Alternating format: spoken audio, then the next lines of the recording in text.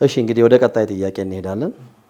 ሰላም የኢትዮ አውቶሞቲቭ ቤተሰቦች፣ ሴቻር 2022 ኤሌክትሮኒክ ቬሂክሉን መግዛት ፈልጌ ነበርና ማድረግ ያለብኝን ቅድመ ጥንቃቄ፣ ባትሪውንም በተመለከተም ሌሎች ጠቅላላ የቴክኒክ ይዘቱን ምን ማስመርመር እንዳለብኝ የምክር አገልግሎት እንድትሰጡኝ ነው። በጣም አመሰግናለሁ። ይሄ ብዙም ያወያየን ነው፣ ግን እንደ አጠቃላይ ነው። አሁን እኛ ይሄ መኪና ብለን አንዱን ማጣጣል አንዱን ማንተን አንደለም። እኛ መኪኖች ሲመጡ አሁን ሪቪው የጀመርነው አለ ከኢንጂነር አበበ ጋር ምንድነው ሪቪው ላይ ጥንቃቄ ያስፈልገዋል። እኛ አሁን ኢንጂነር አበበንም ስናመጣ እንግዲህ መምህር ነው፣ የበለጠ አውቶሞቲቭ ላይ እውቀት ያለው ሰው ነው በደንብ መናገር ማየትም ያለበትና መጀመሪያ አንድ መኪና ሲገዛ እኛውን የሲኤችአር ምናምን ያሉትን ለራሳቸው በውስጥ አድቫይዝ እናደርጋቸዋለን። አሁን መኪናውን በደንብ እንግዲህ መለዋወጫው አለ ወይ ምናምን የሚለውን በደንብ መጠናት ስለሚያስፈልገው ለሳቸው ግን እንደ አጠቃላይ አዳዲስ መኪናዎች ላይ እጅግ በርካታ ሰው እያዘነ እያለቀሰ ነውና እባካችሁ ተመልካቾች መኪና ስትገዙ በደንብ አይነት ውል ሳትዋዋሉ ገንዘብ አትክፈሉ። ባለፈው አንድ ሰው መኪናውን ረጅም ወራ ብለናል እኛ እንደምናውቀው ሰው ቆይተውበት በቃ ከዛ መኪናው በመሃል ብዙ ሺህ ብር ጨምሯል 700 600 ሺህ በቃ ገንዘብ እንመልስልህ ብለውት ብዙ ተጨቃጭቆ እኛም እናውቀው ወዳጃችን እነሱም ተጨቃጭቀው ገንዘብ ማንቀበልም ብሎ በጣም እኛም ገብተን ባለቤቱ ራሱ አይ ቲንክ ለጎን ሌላ ሰው ይሽጠው ምናምን አላቅም 400 ምናምን ሺህ ብር መኪናውን ጨምሮ ገዝቶ ነው የሰጠው ስለታገሉ ማለት ነው። ኢቭን ደረሰኝ ስንሰጥ ራሱ በምን አይነት ደረሰኝ ነው የምንቀበለው? ውል አለን ወይ? በስንት ቀን ከግምሩክ ይወጣል ምናምን የሚለውን ጥንቃቄ እንዲያደርጉ ነው አንደኛ። ሁለተኛ መኪኖቹን ስንገዛ መለዋወጫ ከሌለ አሁን ያው የሚቆጣጠር አካል በቃ የለም። ሌላ ሀገሮች መለዋወጫ አለው ወይ ምናምን መንግስት ተደራድሮ ምናምን ይሄ ነገር ራሱ የሚያመጡት ካምፓኒዎች ያው እኛ አሁን እንደ ማራገፊያ ነው የሆነው። መለዋወጫ ለስንት ታመጣለህ ምናምን አሁን እኛ ሀገር ዩዝ ኤንድ ስሮ በቃ አሁን ባለን አቅም ውጪ አሁን ጃፓኖቹ ምናምን እኮ 4 ዓመት 5 ዓመት ራሳቸው ስለሚያመርቱ መኪና ከዛ በኋላ እንደም ጭሱም ነዳጁ ይበላሉ ቮይድ ነው የሚያደርጉት እነሱ። ግን አሁን እኛ እንደ ሀገር በዚህ በሌለ የምንዛሬ ጥረት ጥንቅ ሁለተኛ ህብረተሰቡም አንድ መኪና ከገዛ ሁለተኛ መኪና ለመግዛት አቅም ያለው አይደለም። በብዛት ነው የምንለው ያ 7-8 መኪና መግዛት የሚችሉ 10 መኪና የሚሊየን መኪና የሚገዙ ሰዎች አሉ ብዙ ሚሊዮኖች አውጥተው። ግን ጥንቃቄ እንዲደረግ ነው። አሁን የሳቸውም በግል ይሄንን የ2022 መኪና እንመልስላቸዋለን። ግን እንደ ጠቅላላው መኪና ሲገዙ ሰው አማክሩ። ሁለተኛ እቃም እየተቀየረ ነው። ባትሪ ይቀየራል፣ የተለያየ እቃ ይቀየራል። አንደኛ አስፈትሸ እንዳገዛ ታርጋ እየተሰጣቸዋል አለ በተደጋጋሚ ብለናል። ስለዚህ ሰው ሄዶ ታርጋ የለም እዛው 00 ነው የሚለው ነገር በፍጹም የኢትዮ አውቶሞቲቭ ተመልካቾች ጥንቃቄ እንዲያደርጉ ነው። በአንተ በኩል ሐሳብ እንዳልከው 00 የሚባል ነገር በመጀመሪያ ደረጃ ራሱ ኮንሴፕቱ ሊኖር አይገባም። ምን ማለት ነው 00 የሚባል ነገር ኮንሴፕቱ ሊኖር አይገባም ማለት መኪኖች ከፋብሪካ ከመውጣታቸው በፊት ለጠቅላላ እውቀት ሲገዙ ማለት ነው መጀመሪያ ፋብሪካ ድራይቭ ቴስት ይደረጋሉ። ቢያንስ ሚኒመም 15-25 ኪሎ ሜትር እንዲሄዱ ይደረጋሉ። ሚኒመም ነው 25 ኪሎ ሜትር ድራይቭ ቼክ ይደረጋሉ። አንዳንዶቹ እንደየስታንዳርዳቸው ነው ምናልባት 7-8 ኪሎ ሜትር የሚነዱ አሉ። ስለዚህ ይሄ ፋንክሽናሊቲ ቴስት ድራይቭ ይባላል። በእርግጥም ከምን ውስጥ አይቆጠርም? ከኪሎ ሜትር ውስጥ አይቆጠርም። ፋክተሪ ላይ ነው ቼክ የሚደረጉት እዛው እና ሲመጣ መኪና በራሱ ናቹራሊ በተፈጥሮ 00 ነው ምናምን የሚለው ኮንሴፕት እንደው ከዚህ አንግል እንዲመለከቱ እንደው ሌላው እዚህ ላይ ዮባ አቋራጥኩኝ ጥሩ ነው ያመጣው። ሌላው በተጨማሪ ኪሎ ሜትር እንደሚገለበጥ እንዲያውቁ ነው ተመልካቾች። ባለሙያዎች በደንብ አድርገው ጋራዦች ባለ ጋራዦችም ይሄን የምትሰሩ ካሉ አችሁ መቼም እግዚአብሔር ይቅር ይበላችሁ የሚሰሩ ስላለው ለምሳሌ አንድ ሰው መኪናው ምን ያህል ተነዳ ብሎ የሚገዙ ሰዎች አሉ። 300-400 ሺህ ሄደው መኪና 70 ሺህ አርገ መስጠት ትችላለህ። የሚፈልጉት ቁጥር ላይ ይመልሱታል። ያኛውንም እኮ ረጅም ዓመት የተነዳ አይሆንም። ያው አዲስ መኪና በአዲስነቱ ይታወቃል። እንዳልከው አሁን አንተ 15-20 ለሙከራ ነው 100ም ተነድቶ ቢሆን ያው ያስታውቃል 100 ሲነዳ ወደ 0 ማምጣት የሚቻልበት ነገር አለ።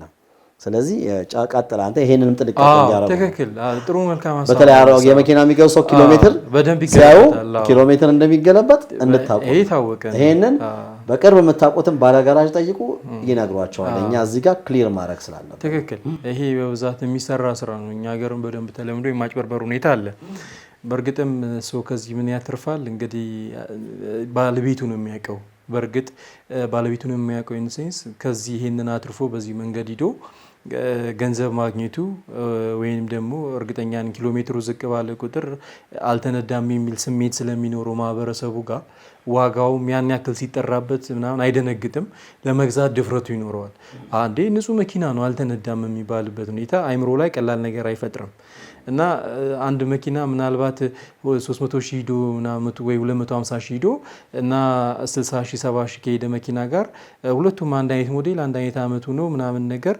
ገንዘብ አውጥቼ ልግዛ ብትል ሰው መርጦ የሚገዛው ትንሽ የተነዳውን ነው የታወቀ ነው ግን በዚህ መልኩ ሂደው እነዚህ ሰዎች ቴክኒሻኖች ወይንም ደግሞ ሻጮች ከዚህ ምንድነው የሚያተርፉት የሚለው ያው ህሊና ጉዳይ ስለሆነ እሱን ለነሱን ተውና ግን ከቴክኒኩ ወደዚህ መለስ ብለን እኛ ነው ማለት እኔ ስለማልረዳው ነው በዚህ መልኩ የሚያተርፉት ነገር ኦፍ ኮርስ ገንዘብ ነው የሚያገኙበት የታወቀ ነው ገንዘብ ያገኙበታል ግን በዚህ መልኩ የምታተርፈው ገንዘብ ነው ወይ ራሱን የቻለ ነገር ነው ማለት ያው ሰው አንድ ጥሩ ህሊና ላለው ሰው ይሄንን ማድረግ አይተበቅበትም ለማለት ነው ይሄን ያነሳ ነው ኤኒዌይስ ማስፈተሽ ሁለት ሶስት ቦታ ማስፈተሽ የቤተሰብህን የምታውቀውን ባለሙያ ይዞ መሄድ በነገር ላይ አሁን ኪሎ ሜትሩን እዛ ቁጥሩን እንትን ይበሉት እንጂ ብዙዎቹ ጥሩ ላይ አሁን የመጡት ኮምፒውተር በጣም ሴቭ እያደረገ ከኮምፒውተር ሬዝ ካላደረጉት ኦሪጂናሉ ይገኛል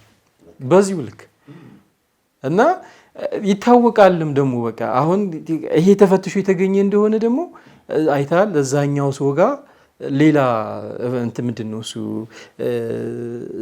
ይሄ ራሱን ይሄ ምንድነው ጸጸት ውስጥ የሚከተውን ነገር ማድረጉ በራሱ ልክ አይደለምና መኪና ሻጮች አሮጌ የሚሸጡ ምን እንደሚያደርጉ ታውቃለህ በጣም ኃይለኛ የሆነ ሐቀኛ የሆነ ፈታሽ ካለ እከሌ ጋር ስትላቸው እኔ ስገዛ ስላየ አይሄዱ ከነሱ ጋር ኮሙኒኬት ያለው ነው ሁለተኛ ደግሞ ብዙ ጎበዝ መካኒኮች የፍተሻ ግራ ግን በቀላሉ በደቂቃዎች እንግዲህ 2000 ብር ምናምን ተቀበልበት ነው አይታ ግን አቆመዋል ለምንድነው እነዛቹ እስከ መደባደብ ሽጉጥ እስከ ማውጣት እየደረሱ ጠላት ስለሚያፈሩባቸው አቆመዋል ግን አንዳንድ ደግሞ አሉ ብዙዎች አሉ ጥቂት ጋራጆችም ከሻጮቹ ጋር ተባብረው ባለ ጉዳይ ምክንያቱም መሰለ መኪና እኮ ያ ነገር በተጠለበት እኮ 300 400 500 ሺህ ብር ነው የሚወድቅበት ሰው 1 ሚሊዮንም ድረስ ሊሄድ ይችላል ትልልቅ መኪናዎች ከሆኑ ስለዚህ አዲስ መኪናም ቢሆን ቼክ አስደርገው አስፈትሸው ቢገዙ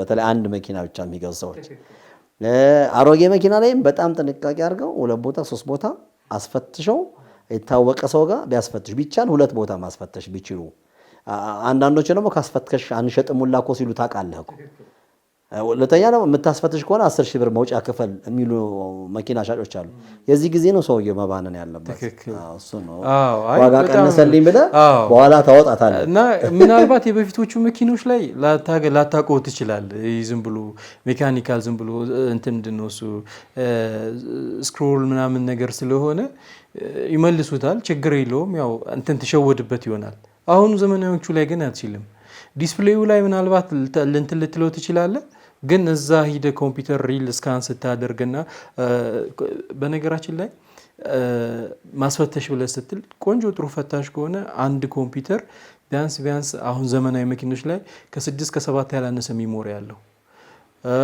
ራም ያለው ሮም ያለው ፒሮም ያለው ፒኢ ሮም ያለው ብዙ ሚሞሪዎች ኢንተግሬት ሆነው ነው የሚመጡት ሴቭ ይደረጋል እያንዳንዱ ነገር እና ይቻላል በትክክል ኮምፒውተሩ ሊቀየሩት አይችሉም ኮምፒውተሩን ከቀየሩት ኢሬዝ ያደርጉት አይችሉም አሁን ኢሬዝ ይደረጋል እኮ ከየትኛው ሚሞሪ ላይ ነው የሚያጠፉት ነው ለዛ ነው 6 ሚሞሪ ነው ያለው ሪድ አክሰስ ራንደም አክሰስ ሚሞሪ አለ ሮም አለ ከዛ በኋላ ደግሞ ፒሮም አለ ፒኢሮም አለ ምናምን ያለ ይቀጥላል እሱ እነዚህ ኮምፒውተሮች እንትን ሚሞሪዎች ያለ ምክንያት አይደለም የተቀመጡት መኪናው ላይ አይታል። አሁን ዝም ብለህ ሄደህ ቴምፖራሪ ሚሞሪ ሴቭ የሚደረግበት አለ። ለምሳሌ ቴምፖራሪ ማለቴ ከረንትሊ ዝም ብሎ የተፈጠረውን ሂዶ የሆነ ቦታ ላይ ሴቭ ያደርገዋል። እሱን ኢሬዝ ታደርገዋለህ።